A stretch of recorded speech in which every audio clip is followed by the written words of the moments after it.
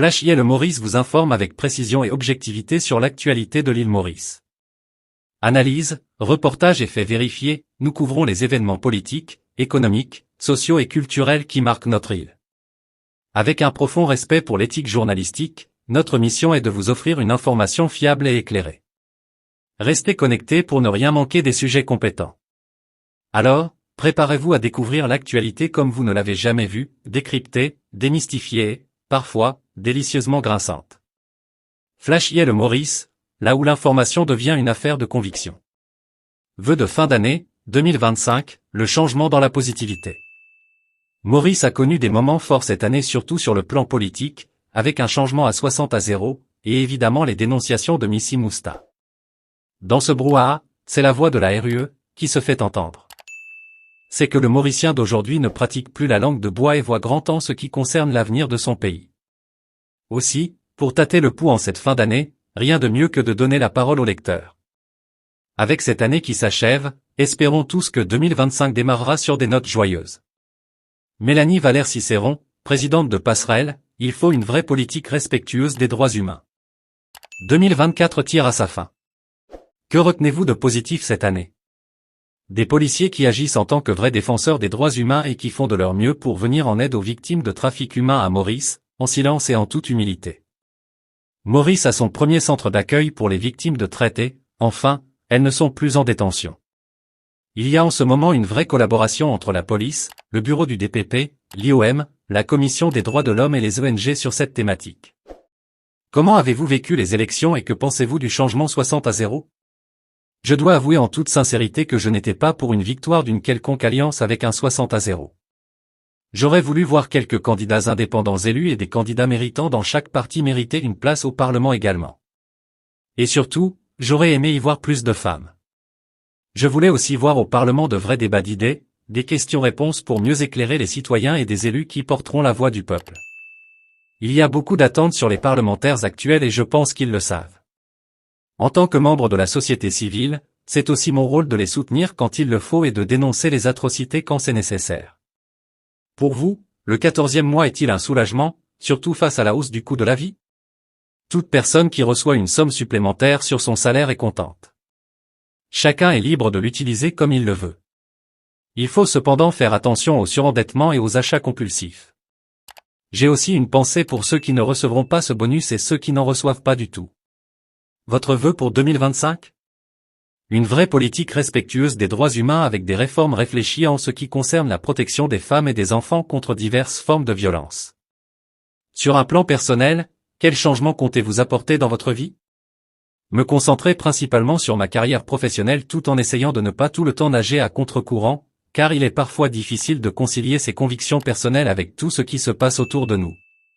Jean-Maurice Valéry, spécialiste de l'événementiel, voir chaque Mauricien renouer avec ses racines. 2024 tire à sa fin. Que retenez-vous de positif cette année? Je retiens beaucoup de choses positives pour cette fin d'année, mais la plus importante reste les souvenirs magnifiques partagés avec ma famille et mes proches. Sur le plan professionnel, dans le domaine de l'événementiel et des campagnes sur les réseaux sociaux, j'ai ressenti une sorte de renouveau après les élections. Le pays a enfin pu respirer, et ce « feel good factor », peu importe si les promesses du nouveau gouvernement sont tenues ou non, apporte une saveur encore plus spéciale à cette fête de Noël et à cette fin d'année. Comment avez-vous vécu les élections et que pensez-vous du changement 60-0?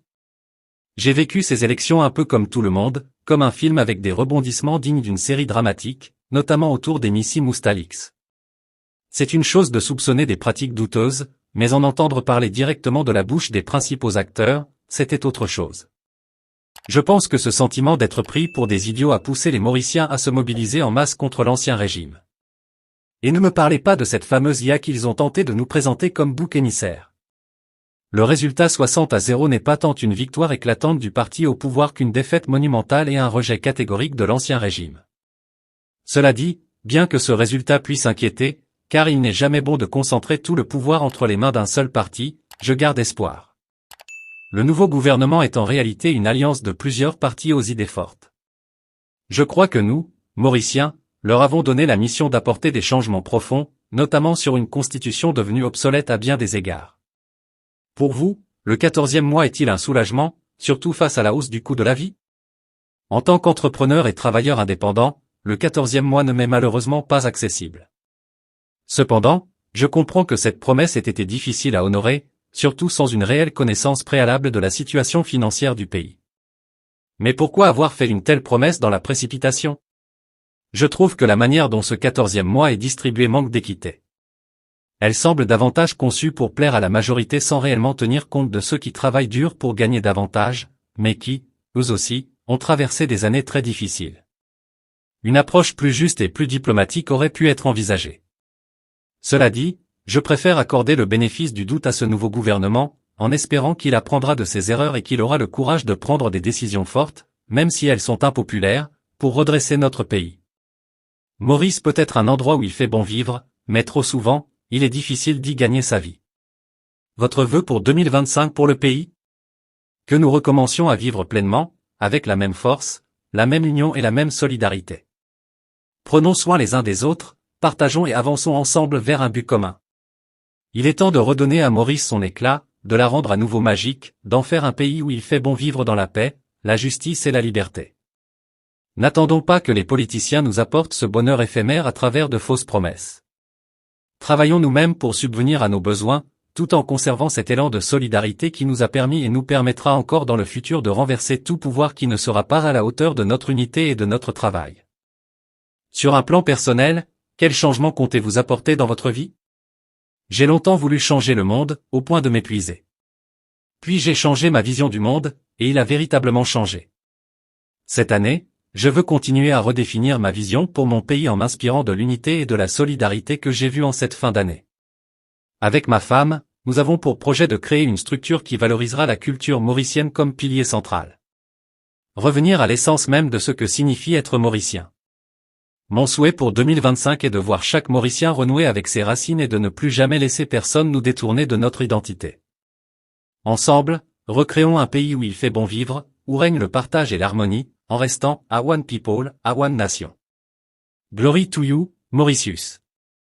Noëllette Cécile, entrepreneur, une année marquée par le changement et le progrès. 2024 tire à sa fin. Que retenez-vous de positif cette année? 2024 a été une année marquée par le changement et le progrès. J'ai particulièrement apprécié les efforts des autorités pour améliorer le quotidien des Mauriciens, notamment dans l'éducation et la santé. Sur le plan professionnel, Noëllette Création, mon entreprise, a connu une belle croissance, et j'ai pu renforcer ma passion pour le crochet en innovant dans mes créations. J'ai aussi posé les bases pour réaliser mon ambition de devenir professeur de crochet, un projet qui me tient à cœur. J'ai appris à rester résiliente et optimiste, et cela me donne encore plus de motivation pour aller de l'avant en 2025. Comment avez-vous vécu les élections et que pensez-vous du changement 60-0 à Maurice? En tant que fondatrice, directrice et crocheteuse de Noëllette Création, je perçois le changement 60-0 comme une étape significative dans la politique mauricienne. Ce basculement a apporté une dynamique nouvelle, marquée par des actions concrètes et une proximité renforcée entre le gouvernement et les citoyens. Prenons l'exemple des Champs Juments, dont l'engagement sur le terrain témoigne d'une véritable volonté de résoudre des situations critiques. Son intervention auprès de cette jeune femme ayant subi une amputation à cause des escaliers roulants à grand bail illustre un leadership axé sur l'action rapide et le soutien direct aux victimes. De son côté, Anil Bachot se distingue par une approche humanitaire dans la gestion des infrastructures de santé. Sa visite à l'hôpital traitant les patients atteints de cancer a permis de mettre en lumière l'urgence d'améliorer les conditions de soins. Cette attention portée au bien-être des malades est non seulement essentielle, mais également inspirante pour l'avenir de notre système de santé. Dans le domaine de l'éducation, Mahanga Gapersad a initié des réformes substantielles visant à améliorer le système éducatif mauricien. Parmi les mesures annoncées, on note la suppression du programme Bright Up et la révision de l'Extended Programme, remplacé par un nouveau cursus de 3 ans destiné aux élèves en difficulté, prévu pour janvier. De plus, le ministre envisage l'abolition des académies et une réflexion approfondie sur le National Certificate of Education, NCE, afin de mieux accompagner les élèves du primaire jusqu'au secondaire. Pour moi, ces initiatives traduisent une véritable prise en compte des besoins de la population. En tant que femme entrepreneur, je me réjouis aussi de la stabilité retrouvée dans l'utilisation des réseaux sociaux. Les coupures d'Internet des années précédentes avaient des répercussions graves sur les affaires, en particulier pour les petites entreprises comme la mienne, qui dépendent fortement des plateformes en ligne pour atteindre leurs clients. Aujourd'hui, je me sens libéré de cette pression. Cette liberté d'entreprendre et de communiquer sans entrave est essentielle pour le tissu entrepreneurial mauricien, et je vois en ce gouvernement une volonté d'écouter, d'agir et de rétablir un climat de confiance. Pour vous, le 14e mois est-il un soulagement, surtout face à la hausse du coût de la vie? Le 14e mois représente un véritable soulagement pour nous, les entrepreneurs, particulièrement dans le secteur artisanal. Je considère cette mesure comme une opportunité précieuse pour alléger les pressions financières, surtout en cette période de fin d'année, où les dépenses s'accumulent. Pour moi, cette somme supplémentaire permet non seulement de stabiliser la trésorerie de mon entreprise, mais aussi de réinvestir dans des matériaux de qualité supérieure pour mes créations en crochet. Ma priorité reste de renforcer ma marque et d'innover. Ce soutien financier me permet d'explorer de nouveaux designs, de répondre aux commandes spécifiques de mes clients et de promouvoir l'artisanat local à travers des plateformes en ligne et des événements. En tant que femme entrepreneur, chaque ressource compte pour pérenniser une activité qui repose sur le travail fait main et la satisfaction de mes clients. Le 14e mois est une reconnaissance indirecte du rôle que jouent les petites et moyennes entreprises dans l'économie mauricienne. Pour nous, artisans et créateurs, c'est une impulsion qui nous encourage à continuer à innover et à maintenir une qualité irréprochable dans nos produits. Votre vœu pour 2025 pour le pays? Alors que nous entamons une nouvelle année, mon souhait pour 2024 est que Maurice continue sur la voie du changement en plaçant les citoyens au cœur des priorités. Voici quelques aspirations qui, selon moi, pourraient transformer notre société pour le mieux, à commencer par l'Internet gratuit pour tous. L'accès à Internet est aujourd'hui une nécessité, pas un luxe.